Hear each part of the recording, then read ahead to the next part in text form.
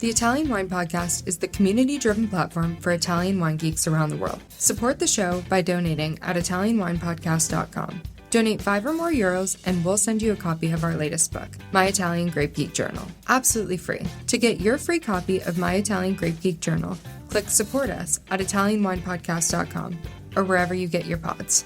Grazie mille.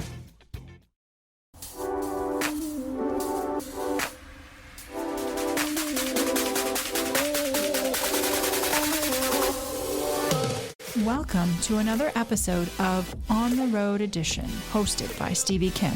Each week, she travels to incredible wine destinations, interviewing some of the Italian wine scene's most interesting personalities, talking about wines, the foods, as well as the incredible travel destinations.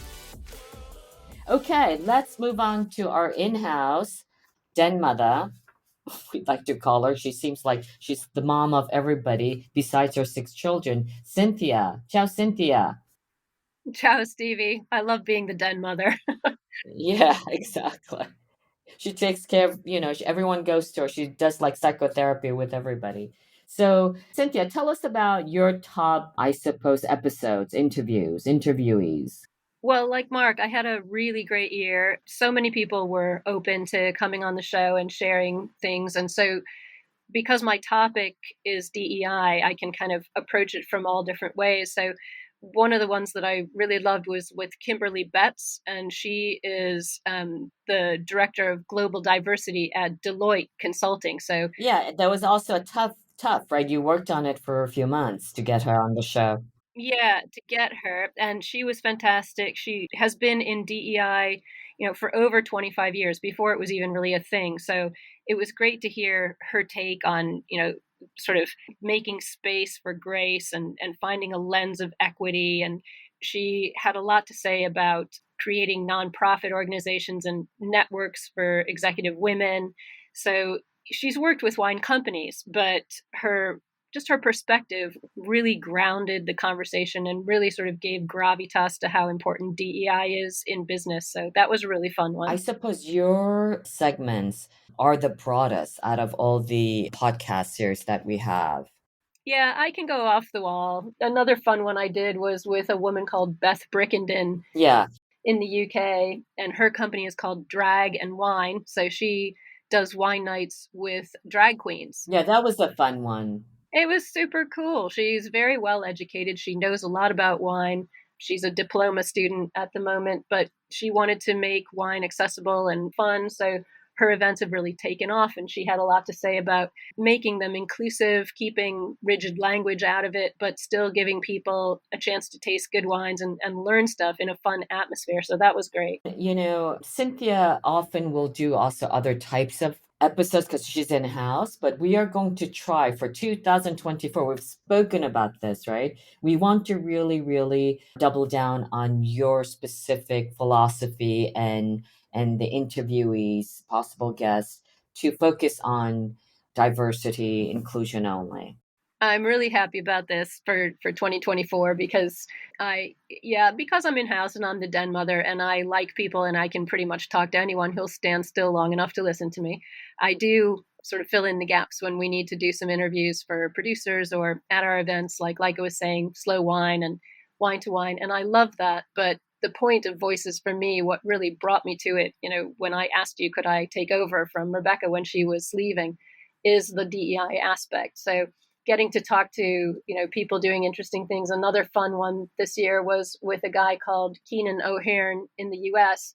And he is doing sort of wine packaging where he's encouraging people to bring their own bottles that he has already given them and refill their wines, and then he collects them and recycles them. So he's being really sustainable in an entrepreneurial way and encouraging people. He's in Oregon, so encouraging people in Oregon to get on board with this and getting wineries behind him. So I do get to talk to this really sort of eclectic group of people with all different kinds of perspectives. It's good fun. Are there some special potential interviewees on your radar for 2024?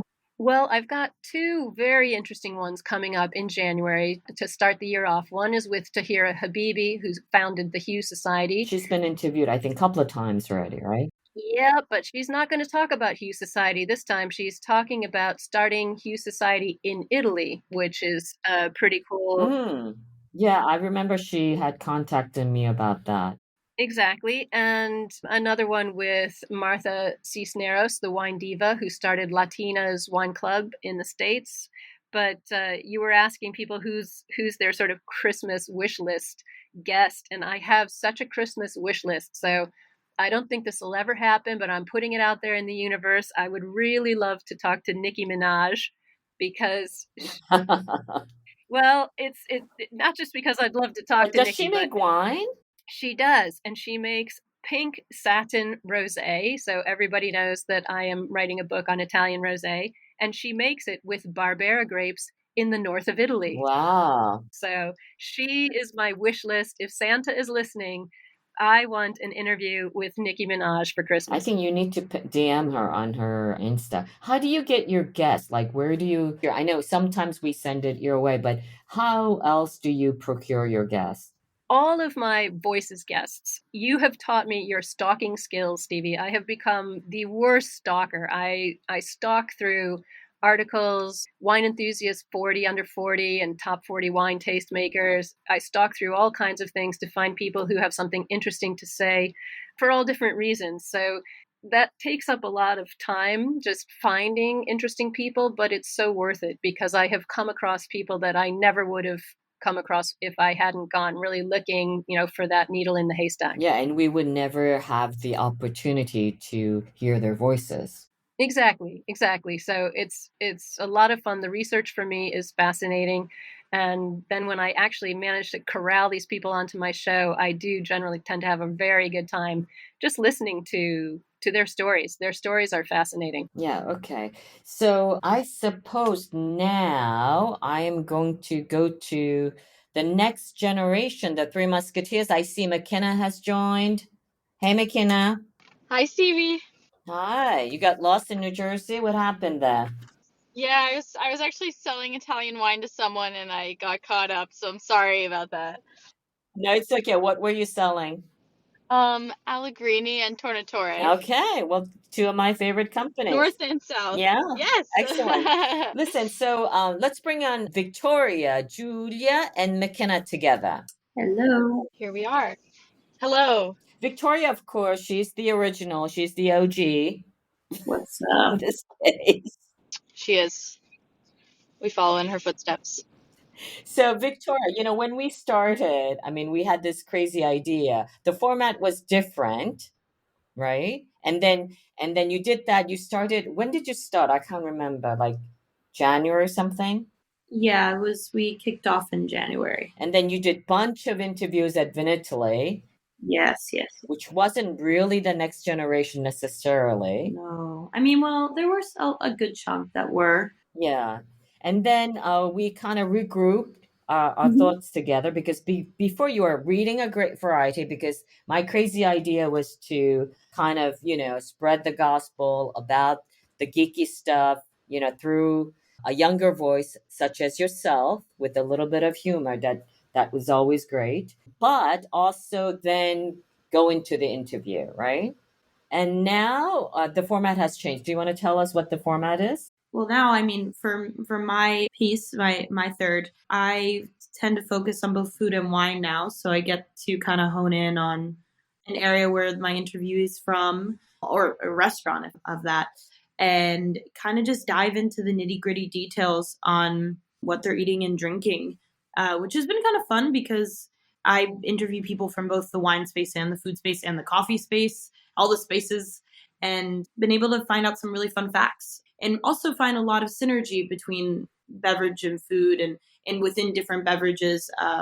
Thinking of how I just had a really fun interview with Nino Assaro, which his family has Partana, a very famous olive oil company from Sicily.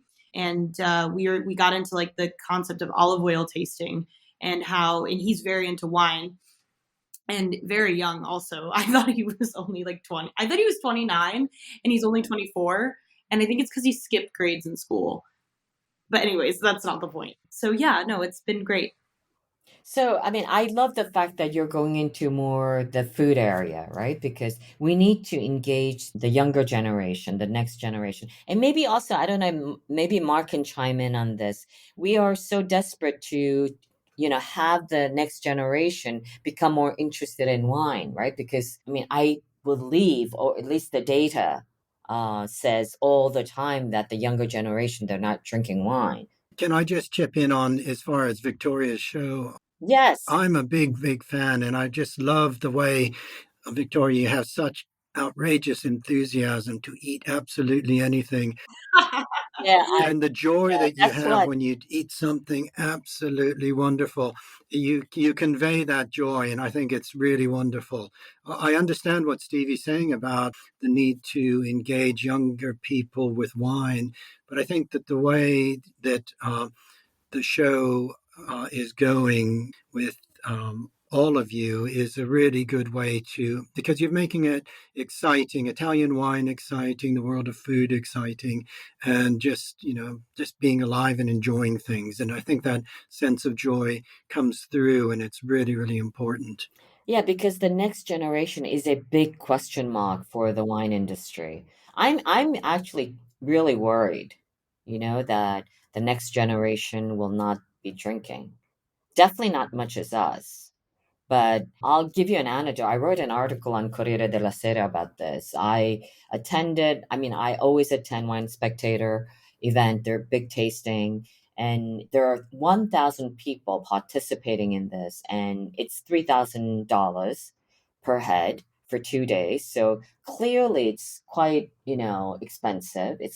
And in the room, there's this one room, 1,000, it's incredible. It's so impressive. The top wines, you have the best wines in the world, and you do these master classes. So one speaker went up there and asked, he was just surveying like how many people were under 40. Out of 1,000 people, about a dozen hands went up. Out of 1,000. Then he said, how about under 30? It got really quiet really quickly, right? So, I mean, this is kind of where we're at, and that makes me very, very scared as to where we're going.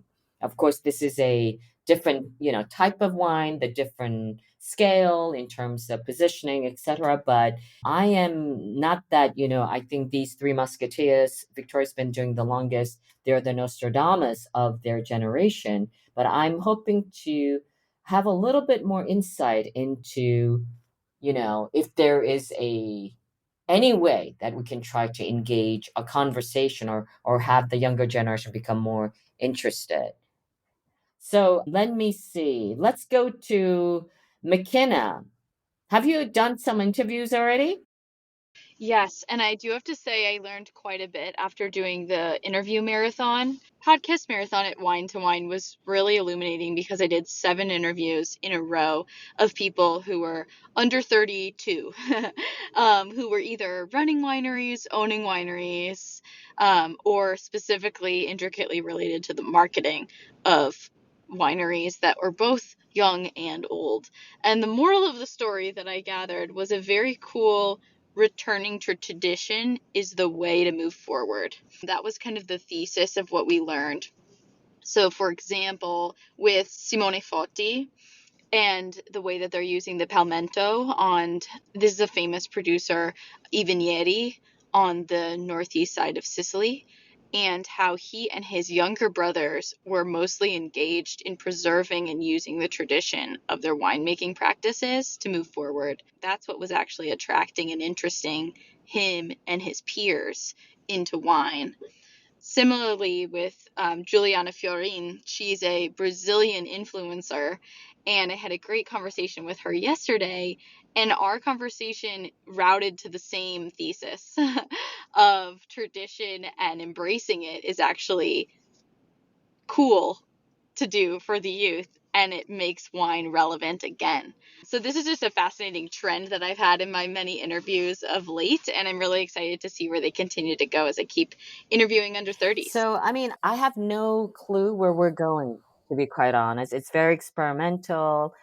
We wanted to get a little bit different views. Also, Giulia. Ciao, Giulia. Hey, Stevie. She's Italian, of course. She is actually WSET diploma. She's more qualified than all of us in terms of the technical side to things. Julia, have you interviewed already some kids already? Yes, I've interviewed a couple really interesting people from the wine industry. And what I can say is that Pietro Sartori told me that basically the young generation is gathering together, at least in his Valpolicella consortium, to be stronger, to promote the Valpolicella wines, and to be together on this really, really difficult market. And I've learned from Gil Coffey Degbo. He is basically African, but he lives in Italy, and he teaches some classes in high school in Istituto Alberghiero. And he reassured me, telling me that there are young people interested in wines. There are young people that actually are in love with wine, and also they're starting using wine in mixology just to start to spread the word. And one cool thing also I got from an interview actually was like this morning with Simone Cotto from Pellicero Winery, is that he's like only 24 years old. Yeah, he's super little. From Phoebe, right? The family we met. We met his mom, right? Yeah. Yeah. Oh my God, his mom is like Wonder Yeah. Woman for real. Like he started to take over the winery in a men's world, and she did a great job, I guess. But I'm so eager to try their wines. But anyway, it's quite cool to see how Simone, 24 years old, well, he's the winemaker and he also works in the vineyards, but he told me that young people are looking for traditional wines. Oh, really? Yeah, really. Like, I was like, are you kidding me? Because he made his own label named after him because his mom, Ornella, was like, okay, you wanted to do this stainless steel Barbaresco fresh style. Okay, I'm going to blame on you if something goes wrong. And so you must put the name on the label. And it seems like older generations are mostly appreciating this kind of wine instead of younger generations that are asking for the traditional Nebbiolo and traditional Barbaresco wine styles. So it's quite interesting. But I think, I mean, I'm not Nostradamus, but I think that there will always be someone who's going to enjoy the wines and drink the wines. It's just that nowadays there are more and more wine producers, more and more wine countries. And so, of course, it's completely different from the past. So everything is changing basically, but in an exciting way if we can just follow the flow. I mean, Yeah, you can see why we brought Julia onto the team because she's always like this. She's so sunny. Her disposition is so sunny and positive about life in general. Hopefully, she can infect us with her sunny disposition. I think I'm going to close up the room, but let's do a round of just the last thing that you would like to, anything you'd like to say before we close up. Let's start with Cynthia. Yeah, I loved listening to what the Three Musketeers had to say about the next generation because a lot of what I've found this year in interviews for Voices has been about language being a barrier, the use of really rigid language in how we teach Italian wine and wine in general. And I'm really excited about exploring that. You know, as you were saying, you were at an event that it cost $3,000 to get in the door, so there were no young people there. I think the language that we traditionally use to talk about wine has kept young people out. It's too intimidating. So I think there's a lot to do in the next coming year. It's going to be fun. Yeah, we have to also address, of course, the packaging, the way it's presented, the way it's positioned. You know, there's a lot of things that I think we can talk about in 2000. Yep. Sustainability, all of that. Yeah. And we often forget that sustainability, when you talk about that, it also has to be economically sustainable. Of course, I'm an entrepreneur, so like that's where my head's at. But you can't, unless you factor in the economics, nothing is sustainable. Exactly. And we're looking at, really interesting things happening in the market, like two supermodels in the UK, Cara and Delavine and her sister, just started a Prosecco line and it's vegan. Mm-hmm. So, this is something that young people are looking for. So all of these things are things that we probably didn't think about 10 years ago, and we have to think about them now to attract a new audience. Mckenna or Giulia, you should go get these twins or whatever. Yeah, they're supermodels in the UK. They're awesome. Julia, let's go find them. Or Marc, you should go find them.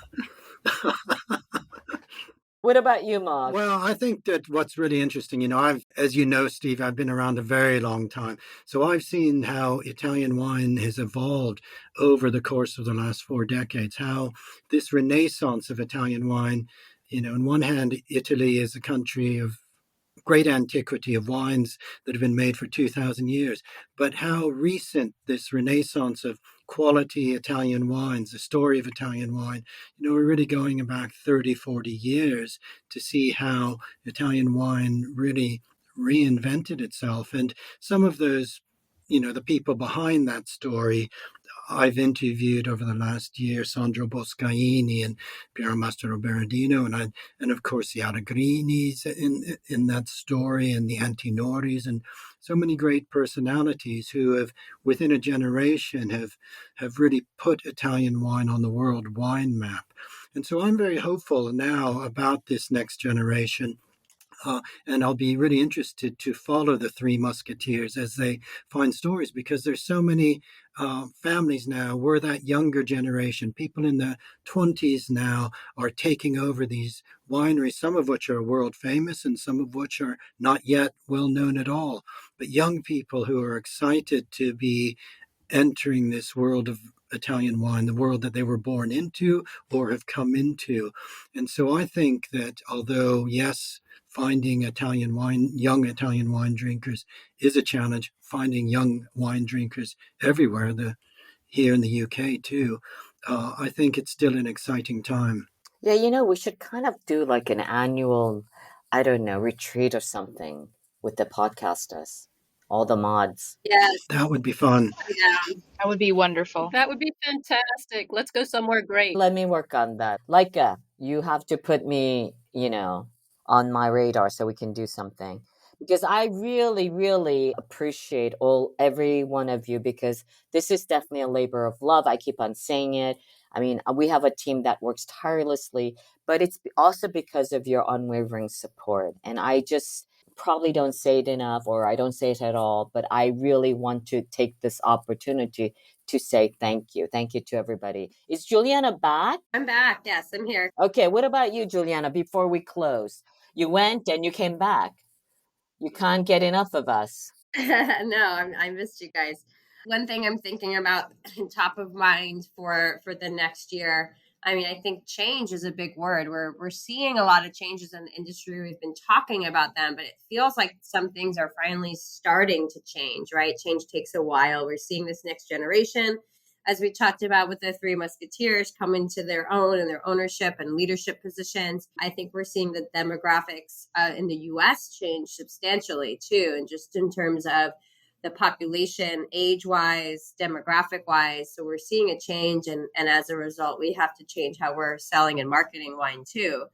It can be scary to change, but I think on that note, there's a lot of opportunity for Italian wine, for wine in general. So yeah, that's kind of what for me is top of mind, and change for me as well professionally, engaging in a new career and leaving Colangelo for some time. So yeah, I think that's what's top of mind for me right now. Yeah, we are very curious as to where you're going next. Yeah, so am I. Still working on that. Yeah, but you cannot abandon Italian Wine Podcast. I'll come hunting you down.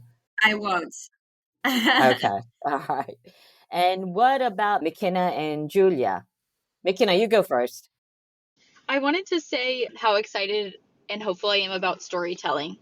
I think that the youngest generation will have their own flavor and nuance to the way they storytell about wine. And I think it'll be wildly attractive to wine drinkers, young and old. And I was saying earlier, Stevie, returning to tradition and embracing it is something that everyone's fascinated by, especially the youngest generation. So I'm excited about storytelling and how that'll be embraced. And I can't wait to keep learning about that with our interviewees. That is actually interesting because we keep on saying, like every single producer says, embracing the tradition and going forward with innovation. Like those two words, they go hand in hand. And I'm actually kind of tired of hearing that. But it is an interesting take from your side that you're enthusiastic about that. And the younger generation is actually embracing tradition. So I'm excited to hear about that as well. Great, me too. Okay. And what about Giulia, the newbie? I think you're gonna hear a lot of interesting stories from young people from the wine world, being winemakers or just vine growers or whatever. And I think there is this great passion for wines in also young people, but we don't have to be afraid or to get scared if you don't see the results immediately, because it's always like a process. But we will hear so many interesting stuff about food and wine pairing, about like new style of wines made with peewee, and all these trends that are taking over more and more. But I really want to say thank you, Cynthia, for your muffin today at lunch. You saved my life. And thanks, Juliana, for inspiring me. Thanks, Marc, for your beautiful voice. And I mean, you're gifted because wrapping up all that history in just one book. I think it's a big book, though. Oh my God, I want to meet you. And it's amazing. I mean, the book is going to be like, I don't know, like a Bible, but congrats. And I'm really eager to read that. And I want to thank Lyka for being here with me and being such a great producer, and Victoria and Mckenna for being like, my partners in crime in these interviews. And especially thank you, Stevie, for making the team such a great and lovely team. You're great. Grazie. Well, welcome aboard. I just want to remind everybody that there's a team. Of course, now it's like Giovanna is in Ecuador now, who's supporting with the social media. Gabriella was on board for some time to help edit not all the podcasts, but some of the podcasts. And most importantly, I did want to shout out for the Ambassadors Corner, all the Italian wine ambassadors at large, because of course, Lyka and the team, they organize everything, but the Italian wine ambassadors they're all volunteers and they're committed and they make those episodes every single week. So, and we've been doing that for more than 2.5 years. So it is also on them that the success of the podcast is community generated. So I just wanted to thank everyone for that. And not lastly, but also Professor Rescenza, because I do not know a more generous person in the Italian wine world. He is so generous with his knowledge, with his expertise, and his time. And it is a monumental inspiration for all of us at Italian Wine Podcast. So that's it. I think it's more than an hour, and I think I want to wish everybody happy holidays. We will be continuing to go live with every single episode during the holidays, but I just wanted to wish everybody a Merry Christmas and happy holidays. Thank you, Stevie, and happy holidays to Thank you. you, everybody. Thank you, Buon Stevie. Natale. Buon Natale. Thank you. Ciao, ciao tutti. Alrighty. Ciao ragazzi. Ciao ciao.